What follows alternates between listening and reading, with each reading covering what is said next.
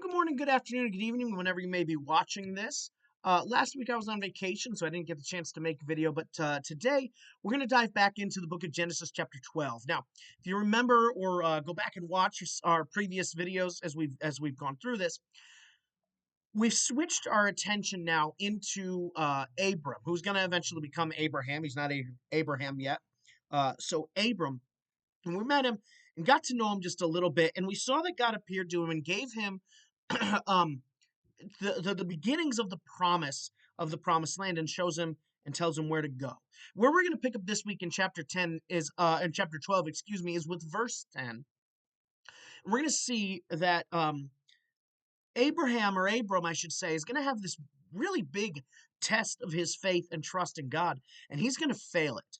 And it's going to teach him some lessons as he goes throughout his life. So we're in Genesis chapter 12, and I'm going to start, excuse me, in verse 10. Now there was a famine in the land, so Abram went down to Egypt to sojourn there, for the famine was severe in the land. It came about when he came near to Egypt that he said to Sarai his wife, "See now, I know that you are a beautiful woman, and when the Egyptians see you, they will say, 'This is his wife,' and they will kill me. But they will let you live. Please say that you are my sister, so that it may go well with me because of you, and that I may live on account of you." It came about when Abram came into Egypt, the Egyptians saw that the woman was very beautiful. Pharaoh's officials saw her and praised her to Pharaoh, and the woman was taken into Pharaoh's house. Therefore he treated Abram well for her sake, and gave him sheep and oxen and donkeys, and male and female servants, and female donkeys and camels. But the Lord struck Pharaoh and his house with great plagues because of Sarah his wife. Then Pharaoh called Abram and said, "What is this you have done to me? Why did you not tell me that she was your wife? Why did you say she is my sister, so that I took her for my wife? Now then, here is your wife, take her and go." Pharaoh commanded his men concerning him, and they escorted him away with his wife and all that belonged to him. Let's dive into this a little bit, shall we? So this is a particularly severe trial or test of Abraham's faith, a severe drought in the land. Notice that God's promise to Abram has not changed. That Abram is supposed to stay and dwell in that land, but Abram failed and took matters into his own hands. So there's this big drought in the land that causes a famine, and Abram is not told to leave. He does it anyway. He does what is wise or right in his own eyes. Now, I want to make this clear. Um, we're never called to do what is wise in our own eyes. We're called to do what is wise in the eyes of God. Now, sometimes those things match. When we're walking in the Spirit, they match. And I'm not trying to say if there's something terrible going on that you shouldn't move or something like that. I am saying, though, that if you've made a promise with God, you need to keep and stay in that promise and trust that he will take care of you. God had made a promise to Abram, and Abram needed to trust God, but he doesn't. He hasn't learned it yet. This is going to be a process. And the problem is when we Christians try to combine or compromise the methods of the world with God's promises, it never goes well. He's trying to combine the ideas of the world, right? What is wise in his eyes, with God's promises. And you can't do that. The two don't mix. It may cause you to prosper for a small time, but the chastising will come. This world has a lot it can offer, right? In terms of money and resources and love and all kinds of stuff, right? None of it compares to what God can offer. But oftentimes, my dad says this, and this is a true thing. Satan gives his best before God gives his. Do not be fooled. Just because you are prosperous does not mean it's from God, and it isn't, and that you're not in sin. In fact, it can mean the exact opposite. We need to remember that Satan is in charge of the world right now. God is allowing him to be. God is ultimately in control, but God is allowing Satan to rule the world right now, meaning that its resources and such Satan can use. And so if he can entice you away from God by offering certain things he can give them. Think into when Jesus is tempted in the book of Matthew and in the other gospels, right? Satan offers Jesus food and the entire earth. And we can say, how can he offer him those things? He's not in control. He actually is. Jesus could have accepted those things, and Satan would have given them to him, and he would have lost the blessing that he's supposed to have. The same is true of us. When we accept Satan's blessing in our lives, we're in a bad place. And many people believe that because they are being prosperous or because they are blessed, well, it must mean I'm walking in God's will. Oftentimes, blessings from God do not look the way that we think that they will. And this is the case with Abram. Um, he tries to compromise, and the consequences for himself and his family are incredibly dire. So Abram knows that the Egyptians were a polytheistic, cruel, and immoral people engaging in polygamy and sexual immorality, right? They are not God fearing men and women who follow after God. They follow after many, many false gods, and they engage in debaucherous things in worship of those gods. And in knowing that, um, Abraham looks over, or Abram, I should say, excuse me, looks over at his wife Sarai, knows that she is incredibly beautiful, um, and probably sees the glances that she is getting as they're already entering and going into the land, and realizes there's extreme danger there. Somebody can kill him and take her. And so he tries to make the best of the situation instead of trusting God. You will notice that throughout this process, he never once trusts God. He doesn't trust God to stay in the land of Canaan. He doesn't trust God to protect him and Sarai. He doesn't trust God. And that gets him into all these terrible situations. He's brought all of this on himself by disobeying God. We oftentimes try to blame circumstances or the world or other people or all kinds of things, even God, for what's going on in our lives. And the fact of the matter is that 99% of the time, they're our fault. They're our fault. We bring them on ourselves by our choices and our actions. We can't blame other people. We've got to go with what God, we have to work in and deal with what we have decided to do.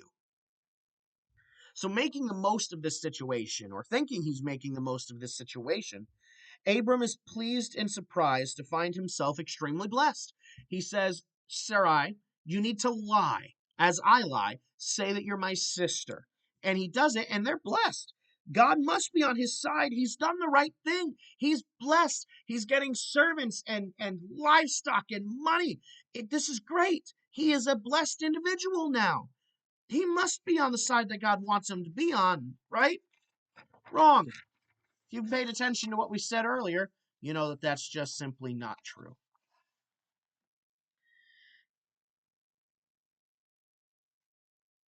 And Abram and Sarah are now helpless to change the situation that they have placed themselves in. Pharaoh is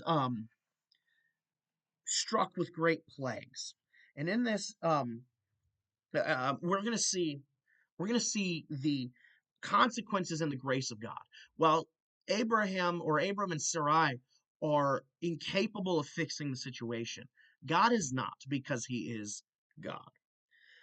So we don't know if God spoke to Pharaoh or if Pharaoh spoke to Lot or someone else, but he quickly realized the great mistake he had made. He comes to realize, he somehow finds out that Sarai is Abram's wife.